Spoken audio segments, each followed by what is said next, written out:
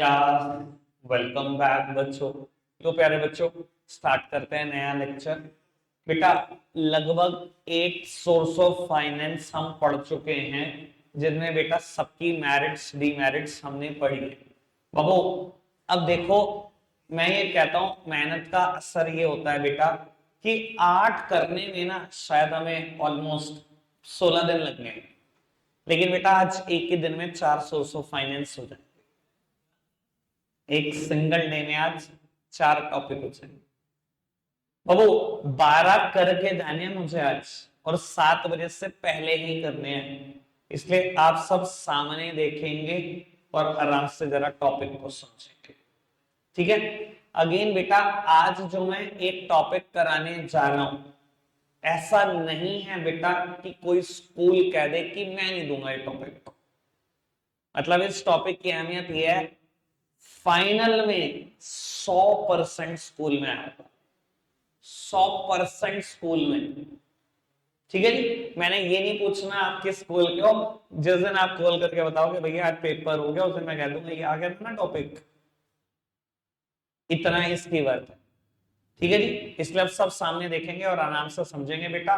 10 minute इस topic पे लगाएंगे, 10 मिनट के बाद बेटा काफी रिलीफ मिल चुका होगा, हमारे 3 टॉपिक खत्म हो जाएंगे एक टॉपिक से, इसलिए आराम से सुन।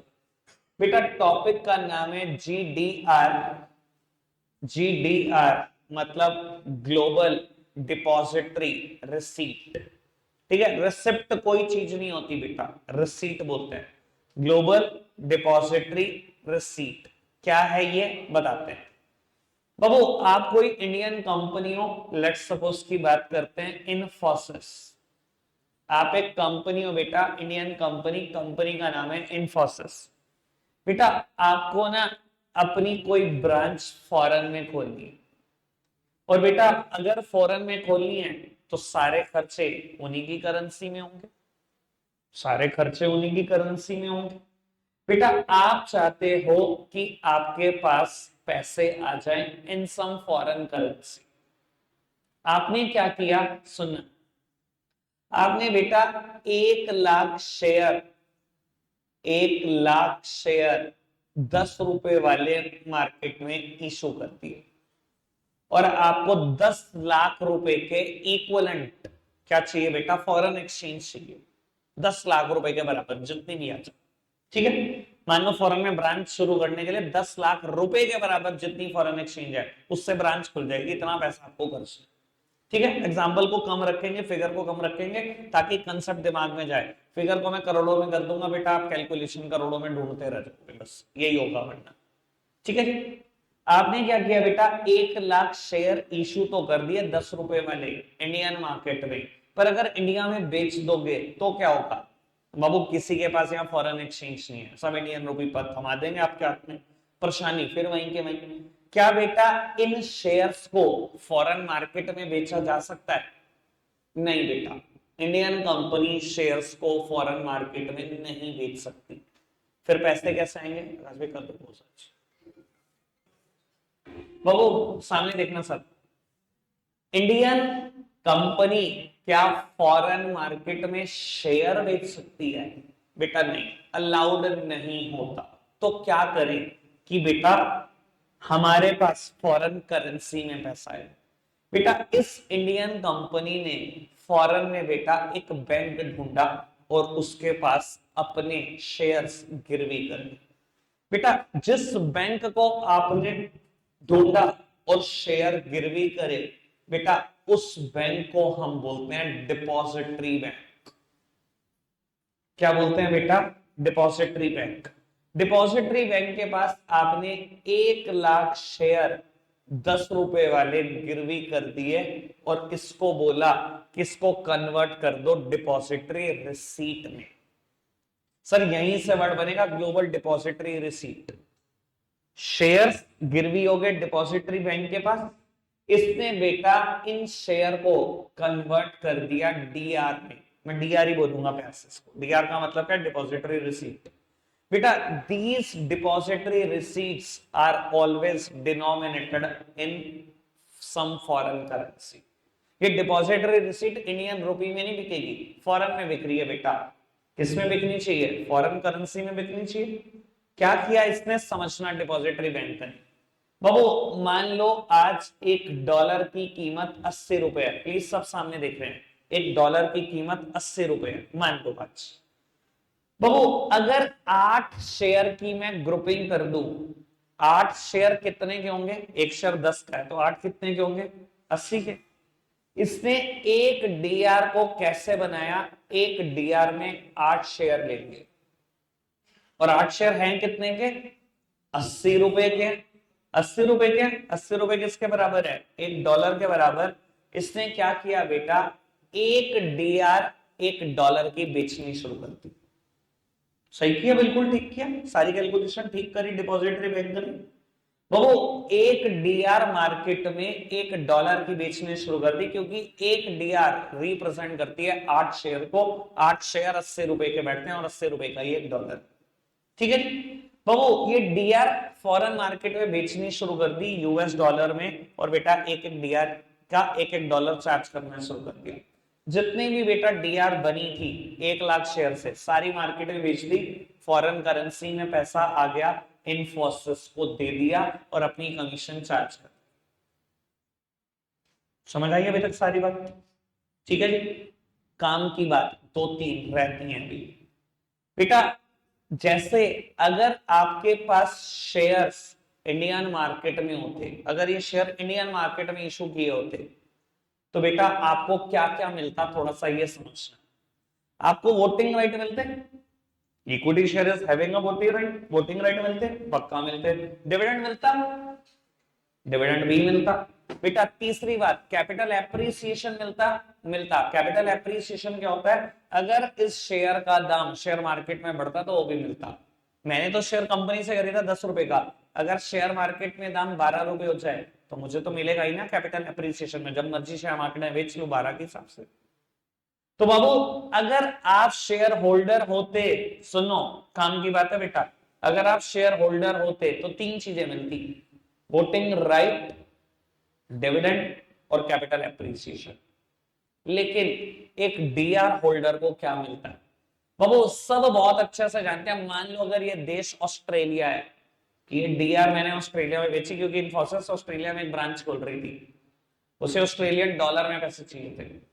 ठीक है जी। बाबू मान लो ये डीआर मैंने ऑस्ट्रेलिया में बेची, ऑस्ट्रेलिया से कोई बंदा वोट करने आएगा? वोट करने आएगा। हमने कहा जी कंपनी का रजिस्टर्ड ऑफिस में मीटिंग आ जाओ, उन्हें $1 की एक डीआर खरीदी हुई है 80 रुपए की, इंडिया आने जाने का खर्चा 2.5 लाख रुपए आ जाएगा। ध्यान रख लेना, कभी भी डीआर होल्डर को, डिपॉजिटरी रिसीट होल्डर को वोटिंग राइट नहीं दिए जाते। डिविडेंड मिलता है, कैपिटल एप्रिसिएशन मिलता है, 2 बातें मिलती हैं। समझ आई बात? तीसरी बात नहीं मिलती, वोटिंग राइट नहीं मिलता। समझ आई है बात? बेटा अगर आप इस डीआर को फॉरेन में बेचे जा रहे हो, ये एक परफेक्टली नेगोशिएबल इंस्ट्रूमेंट है। नेगोशिएबल इंस्ट्रूमेंट मतलब बिक सकता है।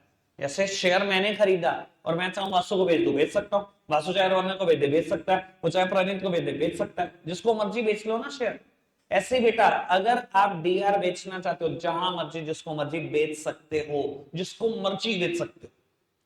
बाबू जब तक ये फॉरेन में बिकता रहेगा तब तक इसका नाम डीआर ही रहेगा। शौर्य एक बात भी सुनना तो सामने, ये पेपर में आने वाला कल बेटा, अगर ये मैं कहूं फॉरेन में बिकता रहेगा तो बेटा इसका नाम डिपॉजिटरी रिसीट ही रहेगा।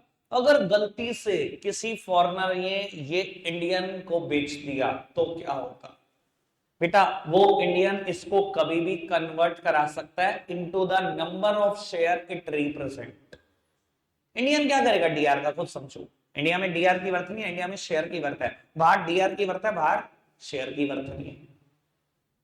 तो वो अगर इंडियन को बिक गया तो इंडियन क्या करेगा? इस डीआर को कभी भी कन्वर्ट करा सकता है into the number of share it represent. कितने शेयर को रिप्रेजेंट करती है डीआर?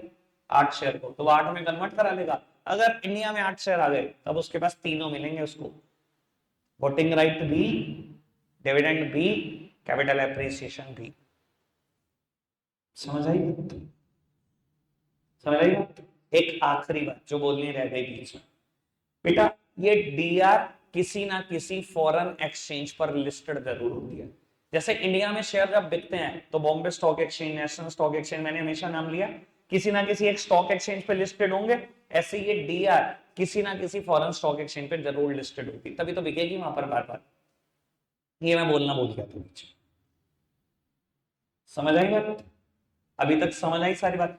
मैं बेटा रिपीट कर रहा हूं, मेरा टॉपिक ये वाला फिनिश हो गया, आराम से सुन लो एक बार और। ये कंफर्म्ड है, मुझे स्कूल का नाम नहीं जानना, फाइनल के पेपर में सब लिख रहे होंगे, और जब लिख रहे होंगे ना मेरी ये बातें ना आवाज जा रही होंगी अंदर, देख लेना, मैं बता रहा हूं तुम्हें। बाबू, कोई इंडियन कंपनी फॉरेन करेंसी में पैसा चाहती है, बेटा क्या इंडियन कंपनी को फॉरेन कंट्री में शेयर बेचना अलाउड होता है? नहीं होता। लेकिन बेटा इस इंडियन कंपनी ने शेयर इशू करे और बेटा किसी फॉरेन में बैंक को चूज करा, उसके पास बेटा ये गिरवी रखती है। जिस बैंक के पास गिरवी रखे उसको हम टेक्निकल भाषा में बोलते हैं डिपॉजिटरी रिसीट। बेटा ये बैंक क्या करता है, इन शेयर के बदले में डिपॉजिटरी रिसीट्स इशू करता है मार्केट में। शेयर हो गए गिरवी, इसके बदले में क्या करेगा, डिपॉजिटरी रिसीट इशू करेगा। डिपॉजिटरी रिसीट हमेशा फॉरेन करेंसी में डिनोमिनेटेड होगी।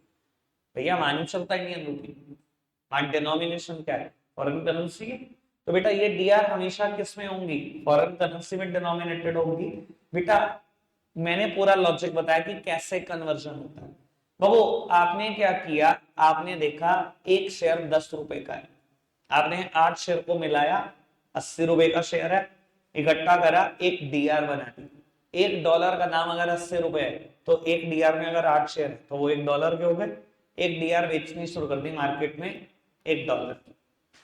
बाबू ये डीआर किसी ना किसी फॉरेन स्टॉक एक्सचेंज में लिस्टेड होंगी, लिस्टेड हैं, और बेटा आप बेचते चले जाओ फॉरेन कंट्री में $1 की बिक्री। बेटा हमने जिसको बेची क्या वो आगे बेच सकता है? बेच सकता है, नेगोशिएबल इंस्ट्रूमेंट है, आराम से बेचा जा सकता है। एक डीआर होल्डर को दो चीजें मिलती हैं हमेशा, डिविडेंड और कैपिटल एप्रिसिएशन। मान लो यहां से इंडियन कंपनी ने डिविडेंड डिक्लेयर करा ₹1, सुनना प्लीज, आपने डिविडेंड कितना डिक्लेयर किया, ₹1। बाबू एक डीआर में कितने शेयर है, 8 शेयर, एक शेयर पे ₹1 डिक्लेयर किया तो 8 शेयर पे कितना, ₹8।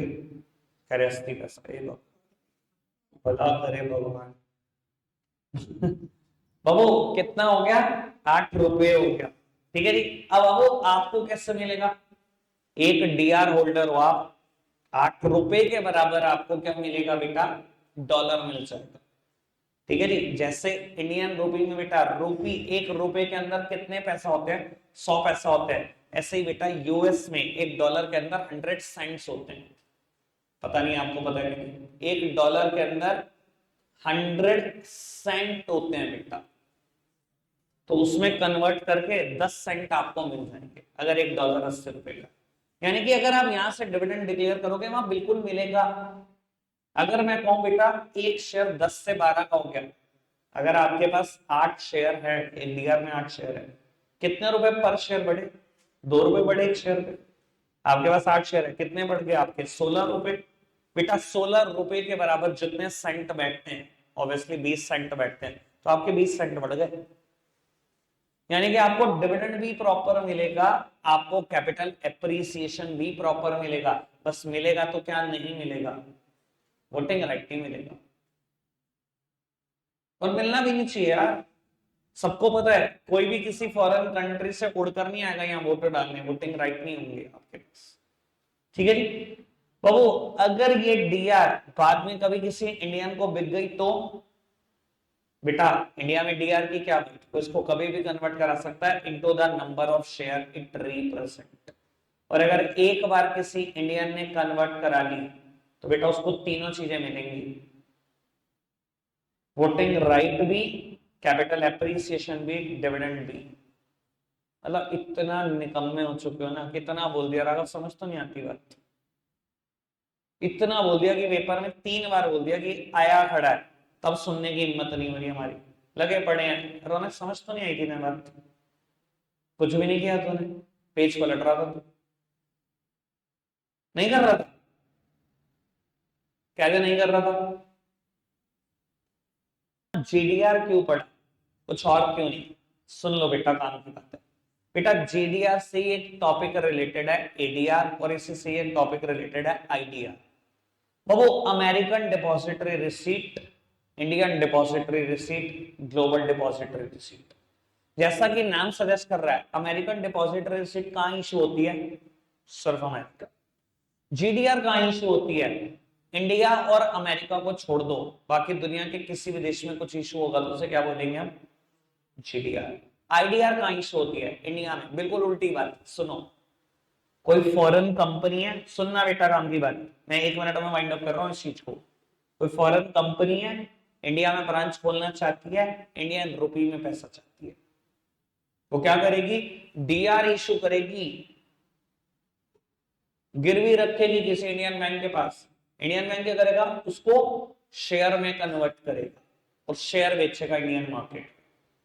सारी बात उल्टी, पैसे रेस करेगा इंडियन रुपी में, उस फॉरेन कंपनी को दे देगा अपनी कमीशन चार्ज करके। ये शेयर कहां लिस्टेड होंगे, इंडियन शेयर मार्केट में लिस्टेड होंगे। क्या मिलेगा आपको, दो ही चीजें मिलेंगी बेटा, एक कैपिटल एप्रिसिएशन, एक डिविडेंड। वोटिंग राइट नहीं मिलेंगे। इंडिया में बेचते रहो, शेयर बिकता रहेगा। अगर आपने कभी फॉरेन में बेच दिया तो किसी फॉरेनर को, तो वो कन्वर्ट करा लेगा डीआर में। सारी बात उल्टी, समझ आई बात। मैं इसलिए बोल रहा था एक टॉपिक कर लो, तीन गए। एडीआर और जीडीआर में कोई अंतर है, कोई अंतर नहीं है, सारी बात सेम, कट कॉपी पेस्ट। ये अमेरिका में इशू होता है बस। मैं आपको बता देता हूं आपकी नॉलेज के लिए, पेपर में ये 100% आया, कोई दुनिया की ताकत नहीं रोक सकती। ठीक है जी, ये दोनों मैंने काट दिए, आएंगे नहीं, सेम है तब भी नहीं आएंगे। ठीक है जी, GDR word by word clear होना चाहिए अब। ठीक है जी, वर्ड बाय वर्ड पढ़ूंगा मैं आपके साथ। The local currency shares of a company are delivered to depository bank. Local currency share यानी कि इंडियन रुपी वाले शेयर किसी हम डिपॉजिटरी बैंक को देंगे। मैंने भी बताया, the depository bank issue depository receipt against this share. Depository bank क्या करेगा, इन शेयर के अगेंस्ट डीआर इशू करेगा। कहता है such DR denominated in US dollar are known as GDR. ये यूएस डॉलर में होंगी, इसे हम क्या बोलेंगे, जीडीआर बोलेंगे। कहता है GDR is a negotiable instrument and can be traded freely like any other security. GDR एक नेगोशिएबल इंस्ट्रूमेंट है। नेगोशिएबल मतलब इजीली बिक सकता है मार्केट में, जो मर्जी जिसको मर्जी बेचो। ठीक है जी, कहता है in the Indian context a GDR is an instrument issued abroad by an Indian company to raise fund in some foreign currency. कहता है अगर मैं इंडियन कंटेक्स्ट की बात करूं तो जीडीआर एक ऐसा इंस्ट्रूमेंट है जो अब्रॉड में इशू किया किसी इंडियन कंपनी ने, क्योंकि वो फॉरेन करेंसी में पैसा चाहती थी, and is listed and traded on a foreign stock exchange. GDR कहां लिस्टेड होगा, किसी फॉरेन स्टॉक एक्सचेंज में, बता चुका हूं। A holder of GDR can at any time converted into the number of share it represent. बेटा GDR holder इसको कभी भी कन्वर्ट करा सकता है शेयर्स में, और वो तभी हो सकता है अगर किसी आप इंडियन को बेच दो, क्योंकि फॉरेनर के लिए शेयर की कोई वैल्यू नहीं। जीडीआर होल्डर कभी भी शेयर में कन्वर्ट करा सकता है। इंडिया में अगर जीडीआर पहुंच गया तो बेटा वो शेयर में कन्वर्ट करा लेगा। कहते हैं the holder of GDR do not carry any voting right. Voting right नहीं मिलेगा, but only dividend and capital appreciation, बता दिया था। Many Indian companies such as Infosys, Reliance, Wipro, ICICI Bank have raised money through issue of GDR। ठीक है जी, वैसे आपकी knowledge पे बता देता हूँ, Infosys दुनिया की पहली कंपनी है जिसने जीडीआर इशू की थी। वर्ड बाय वर्ड पढ़ देती है, बताओ कोई प्रॉब्लम। अगर मेरी बात सुनी होगी ना तो आपको लगा होगा कि ये तो सारी बातें पहले ही हो चुकी थी। ठीक है, बढ़े आगे। ठीक है, अब एडीआर पे मैटर देखना कितना सा है, बस क्या रखा है कि the DR issued by a company in USA are known as ADR. खत्म कहानी, एक अमेरिकन मार्केट में लिस्टेड होगी, बाकी सारी बातें सिमिलर टू जीडीआर है। जिंदगी में नहीं आ सकता पेपर। ठीक है जी, आईडीआर पढ़ लेना बस। ठीक है, 3 टॉपिक डन, आज का लास्ट टॉपिक। बोलो 4 गए थे, 4 कराने हैं, चौथा सुन। बेटा एक सोर्स ऑफ फाइनेंस अब जो हम पढ़ने जा रहे हैं ट्रेड क्रेडिट। पिछले जो तीनों पढ़े उनके जल्दी खत्म होने का कारण क्या, कोई मेरिट नहीं, कोई डीमेरिट नहीं कोर्स। सबसे बढ़िया। ठीक है जी। अब जो फोर्थ पढ़ने जा रहे हैं इसकी मेरिट और डीमेरिट कोर्स में है। बेटा टॉपिक का नाम है ट्रेड क्रेडिट, और बाबू बताने के लिए सिर्फ एक बात, और बाकी आप सब पीएचडी हो। क्या होता है ट्रेड क्रेडिट? बेटा ट्रेड क्रेडिट बोलो तो सिंपल भाषा में क्रेडिटर। अब बाबू किसको नहीं पता कि बिजनेस में क्रेडिटर क्या होते हैं? बेटा मेरे बिजनेस के वो सप्लायर्स जिनसे मैं उधार पर सामान खरीद कर आता हूं, उन्हें बेटा हम ट्रेड क्रेडिट बोल सकते हैं, क्रेडिटर्स बोल सकते हैं, या अकाउंट पेएबल भी बोलते हैं। बेटा तीनों में से कुछ ही बोल लो, सब एक जैसी बात। बताओ कोई दिक्कत कोई परेशानी तो नहीं? बाबू ये मेरे लिए एक सोर्स ऑफ फाइनेंस तो है। आप खुद समझो, मेरा बिजनेस है, मान लो बेटा चेयर्स का। अभी दिवाली के आसपास का सीजन है, मैंने बेटा चेयर्स मंगा ली उधार पे। नॉर्मली हर बिजनेस में उधार है, हर बिजनेस में उधार है। दुनिया में देख लो बेटा 99% बिजनेस में इजीली उधार देखा जा सकता है। बाबू आपने चेयर उधार पर मंगा ली, बेच दी कैश, और बेटा पैसे आ गए। कहीं ना कहीं बेटा इसीलिए इसको सोर्स ऑफ बिजनेस फाइनेंस भी बोला जाता है, क्योंकि बेटा मैं उधार का सामान खरीद के लाता हूँ, बेच देता हूँ कैश, और मैं बेटा इस पैसे को बरतता हूँ, कुछ टाइम तक यूज करता हूँ। इसलिए बेटा ये एक सोर्स ऑफ फाइनेंस तो है, बिजनेस को पैसा तो देता है। समझ आई बात? लेकिन ध्यान रखना, ट्रेड क्रेडिट एक short term source of finance है। शॉर्ट टर्म क्या होता है बेटा? अगर किसी के पैसे एक साल के अंदर अंदर वापस करने हो तो क्या है? Short term source of finance. अच्छा एक बात बताओ, कोई ऐसा है सप्लायर जो मुझे कहते कोई नहीं 5 साल बाद दे देना? सब ज्यादातर बिजनेस में 90 डेज का उधार है, 3 महीने का उधार, इससे ज्यादा उधार कोई नहीं देता भाई, कोई नहीं देता। हर कोई टोकना शुरू कर देगा 90 डेज चढ़ते ही। ज्यादातर बिजनेस में देखा गया 3 महीने का उधार मिल जाता है, उसके बाद नहीं मिलता।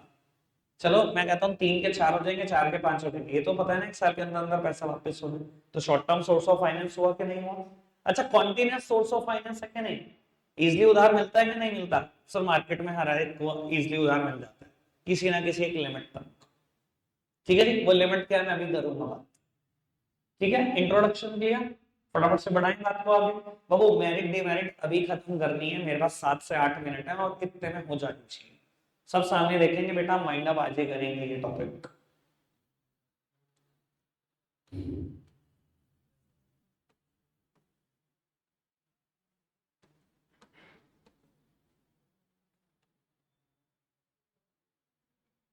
चलो बाबू टॉपिक का नाम है ट्रेड क्रेडिट, फटाफट से यहां तक पढ़ना जहां तक दिया गया। अभी जल्दी पढ़ रहे हैं, सब सामने देख रहे हैं। रौनक केशव, केशव पढ़ बाबू।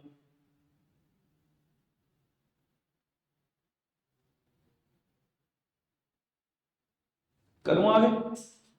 इतना डन? सन्ड्री क्रेडिटर लिखा होगा बाबू, यहां तक पढ़ना बस। शॉर्ट टर्म फाइनेंसिंग का पार्ट बेटा, मेरिट्स पढ़नी शुरू कर रहे हैं, एक काम करेंगे बेटा, एक बार आप 500 मेरिट पढ़ दो, फटाफट से 500 मेरिट पढ़ दो। समझ आए कि नहीं है? पढ़ दो, प्रॉब्लम मैं ले रहा हूं।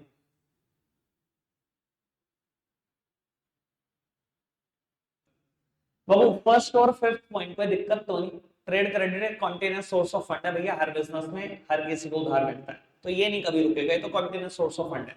दूसरी बात कहता है किसी एसेट के ऊपर कोई चार्ज नहीं आता। बहुत बार ये बात आई, एसेट गिरवी रखनी पड़ती है। अच्छा एक बात सुन, मैं अगर किसी से उधार लूंगा वो मुझे कहेगा एसेट गिरवी रख, उधार का सामान खरीदूंगा, तो यार नहीं होता, बिजनेस में ऐसा कभी नहीं होता। फर्स्ट और फिफ्थ पॉइंट को दिक्कत तो नहीं। सेकंड वन प्लीज सामने देखना, अभी बड़े काम की बात है बाबू। सेकंड वन कहता है trade credit may be readily available in case creditworthiness of the customer is known to seller. बाबू कहता है उधार बड़े आराम से मिलेगा अगर आपकी क्रेडिट वर्दीनेस सेलर को क्लियर है। तो क्रेडिट वर्दीनेस क्या होता है? उधार चुकाने की ताकत को बोलते हैं। मैं आपको एक बात बताता हूं बेटा, आप एक कन्फेक्शनरी शॉप पे जाते हो, तो मेरे को लगता है काफी बड़े हो और खाता भी चलता है, घर से अलग चलता होगा आप सबका। ठीक है। नहीं, कहीं ना कहीं ऐसे बच्चे होंगे कि कन्फेक्शनरी शॉप पर खाता चलता है, मेरे अपने नाम से चलता है, मतलब फैमिली का अलग चलता है, मेरा अलग चलता है।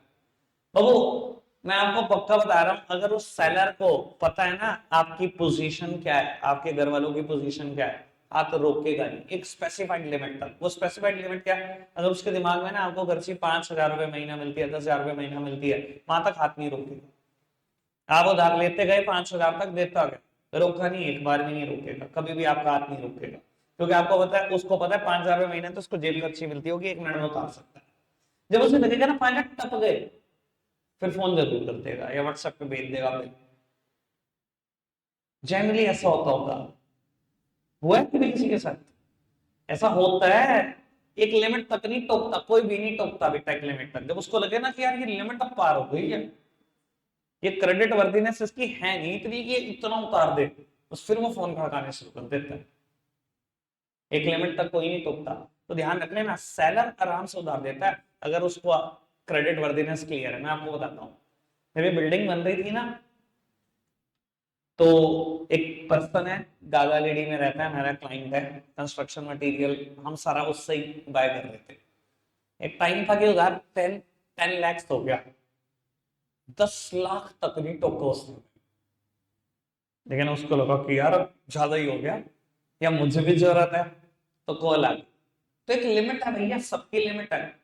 सेलर को जहां तक लगता है ना सामने वाले की उतारने की ताकत, आराम से उतार देगा, वहां तक नहीं टोकता वो भी, वहां तक तो वो बांटता है, उसके बाद टोकना शुरू होता है। क्या है भाई, क्लियर हुआ? पक्का से आगे बढ़ना चाहिए। बाबू कहता है trade credit need to promote the sales of the organisation. बेटा उधार देना आज की तारीख में सेल बढ़ाने का एक अच्छा तरीका है। ज्यादातर बिजनेस में ही होता है, मैं आइडिया देता हूँ क्या। वो काफी सारे लोग मैं देख रहा हूँ बिजनेस फैमिली के बैठे हैं, तुम सबको बहुत आसानी से पॉइंट समझ में आएगा। मान लो आपका एक रेगुलर कस्टमर है, हर बार अच्छी क्वांटिटी बाय करता है, मान लो जिस चक्कर आएगा आपकी दुकान में 50,000 का सामान उससे निकालना ही निकालना है, आज आया 10,000 का सामान निकाला और कह रहा जी बिल बना दो। आपके फादर ने कहा कि क्या कह रहे हो सर, माल निकाल दो, क्या हो गया, माल क्यों नहीं निकाल रहे? उन्होंने कहा जी कैश नहीं पड़ा आज। बाबू आपके फादर पता क्या कहेंगे, अगर 4-5 डीलिंग हो चुकी है उससे, तो सर कैश की मैंने मांगा क्या आपसे, कैश मांग रहा हूं मैं आपसे, आप माल निकालो, पैसों की टेंशन नहीं। सर कई बार हमारा एक रेगुलर कस्टमर अगर जितना माल खरीदता है उससे कम खरीदे ना, तो बेटा हम खुद पुश करते हैं ले ले उधार। तो बेटा अगर अपने बिजनेस की सेल बढ़ानी है, उधार तो देना पड़ेगा बेटा। मानते हैं सभी बात जो मैं बोल रहा हूँ बिल्कुल फैक्चुअल बात है, ऐसा होता होगा दुकानों में, सारी दुकानों में ऐसा होता है भैया, मैं भी बहुत टाइम बिजनेस में बैठा हूँ, बिल्कुल ऐसी ही चीजें होती है। क्लियर है ना बेटा बात, कोई दिक्कत तो नहीं। और ज्यादातर तो केस में फादर ये भी कहते हैं सर पैसा 2 महीने बाद भी आ जाएगा, उसकी टेंशन ना लो, आप सिर्फ माल निकाल लो, 4 लाख का निकाल लो। ठीक है ना जी, आगे बढ़ सकते हैं बाबू। बस मुझे लगता है आज मैरिट ही पूरी कर लेते हैं, क्योंकि और अभी भी हम लेट ही हो चुके हैं। फोर्थ मैरिट और पढ़ लो, इसके लिमिटेशन कल देखते हैं। बाबू कहता है if an organisation want to increase its inventory level in order to meet the expected rise in the sales volume in near future, it may use trade credit to finance the same. बाबू अगर आपको पता है future में मेरी cell बढ़ने वाली है, ऐसी कोई एक्सपेक्टेशन आपको है, तो कहता है आप उस केस में क्या करते हो बेटा, उसको फाइनेंस करने के लिए ट्रेड क्रेडिट का इस्तेमाल करते हो। मैं कहता हूं बेटा आज की तारीख में जितने जितने भी बिजनेस मार्केट में हैं, सब दिवाली के लिए सामान खरीद रहे हैं। जितने भी बिजनेस आप मार्केट में देख रहे हो, एक कन्फेक्शनरी शॉप को देखो, मैं बता देता हूँ बेटा, बहुत सारी कन्फेक्शनरी शॉप हमारे भी जानकार हैं, आकाश भाई की भी दुकान है बाबू, आधे से ज्यादा पे गिफ्ट पैक आ चुके होंगे उधार पे, और प्रॉमिस होगी कि दिवाली से अगले दिन पेमेंट। क्रॉकरी शॉप्स जितनी है आ चुका होगा सामान, प्रॉमिस होगी कि दिवाली से अगले दिन पेमेंट है। ज्यादातर बिजनेस में यही कहानी दिखती होगी सर, क्योंकि आपको पता है कि नियर फ्यूचर सेल्स वॉल्यूम बढ़ने वाली है, और बेटा एक एक दुकान 10-10 15-15 लाख का सामान खरीदेगी। सर कैश किसी के पास नहीं पड़ा, सबके दिमाग में क्या है, अरे बिकेगा दे देंगे। तो sir in the mean time, अभी बिक तो नहीं रहा, इन द मीन टाइम आप उसको फाइनेंस कैसे कर रहे हो? ट्रेड क्रेडिट से ही तो फाइनेंस कर रहे हो। उसे कह रहे हो उधार दे, दिवाली से अगले दिन पेमेंट है। क्लियर है ना बात? समझ में आती है बात? रख आज के लिए इतना ही रहा प्यारे बच्चों। बाय।